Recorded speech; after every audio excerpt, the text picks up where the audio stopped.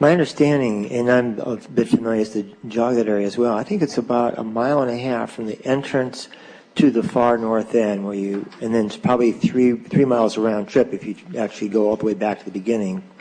My impression is that most people enter from the south end because that's where the bus routes are and that's where you have more parking. Is that a fair assumption? That's correct. It's downtown core. People come in there. Every year we've tried to get people to come in from the north, which would solve a lot of problems, but we get hardly anyone coming in from the north. We've tried advertising. We're still going to continue to try, but traditionally people come in from the south. It's also, I want to add that it's a little bit confusing for people that haven't come in through the north.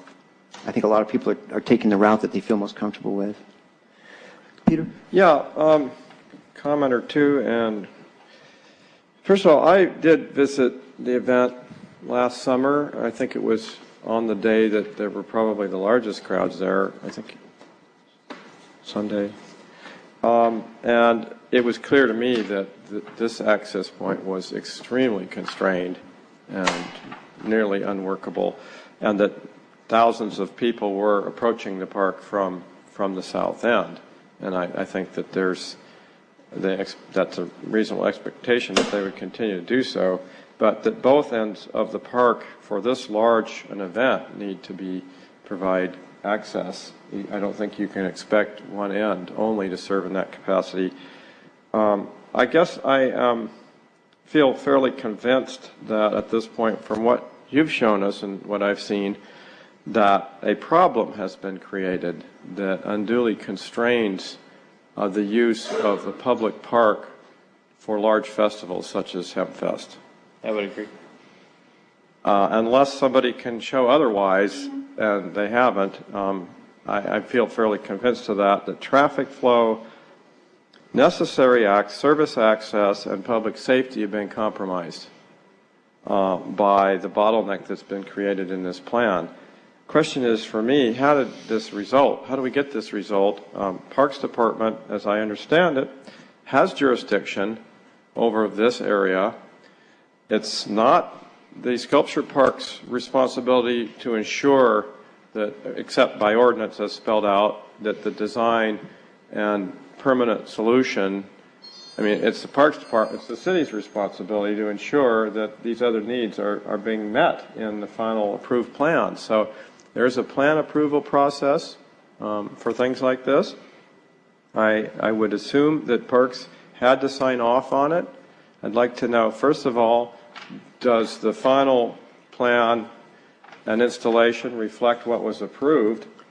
Who approved it? And does it meet the test for the fire marshal, for one thing? And consistent with the historical use of the park for special events with large crowds. So I feel like there's some real unanswered questions here in terms of how it got to this point. I'd like to point out before we go into the history, because I do want to keep on schedule. We haven't heard, from the other side on this. We may need to convene another briefing with hopefully Parks and Sam here. I think that would give us a total 180 degree, 360 degree of reviews on this. But if you could, in writing, answer the questions that Councilmember Steinberg has posed, as well as if you could provide a graphic illustration of what you're proposing for your solutions.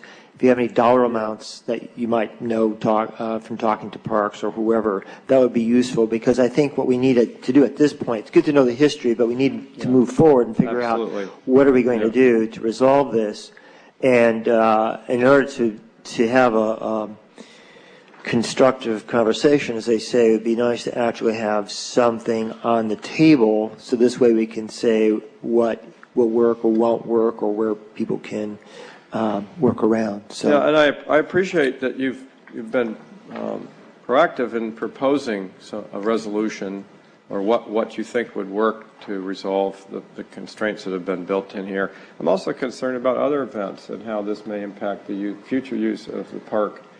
And it's just hard for me to see how we got this situation. Right. So, well, and it's really unfortunate to see Julivers, a popular, big, citywide annual tradition, pull out for some of the same reasons. Well, I believe that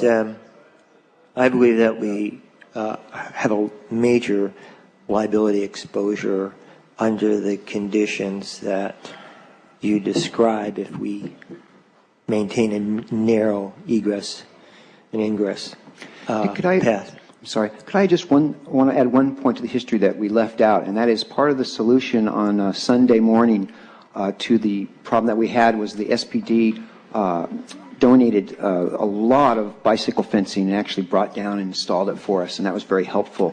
And so I just wanted to say thank you for that and put that point Well, out. I think you have had cooperation from a number of city departments. That's my impression. Absolutely. The city's great. Anyhow, and I think the liability exposure may actually also be extended to SAM as well. If I mean, anybody can be sued, but if there occurs major bodily injury under these conditions, then I think the city and SAM would have liability exposure, and I think we need to address that. Could I make one last quick comment? I think it's unfortunate that we've also seen kind of a clash of two organizations we value in the city. Seattle Art Museum, the Sculpture Park, and Hempfest. And both are, both serve the city, the community, and the public in a big way, in an important and valued way. I see the responsibility lying squarely with the city to resolve this. And our agencies and our regulatory functions have been part of this, and it's public land in question, at least the key portions. And I think the city has a responsibility to address it and not point the finger at Sculpture Park or at Hempfest or, you work it out or fight each other in court. No, I don't see that as the way to get this resolved. Very good. Any final comments from Councilmember Godden? All right. Thank you very much. Thank you very much. Thanks. Have a good day. Great. And I'd just like to point out in leaving that we love the Sculpture Park. We think it's a beautiful installment, and we just want to be able to cohabitate. Well, I think as Councilmember Steinberg pointed out, we have two valuable institutions, and we want to make sure that we can accommodate both. Thanks, Thank you. Okay.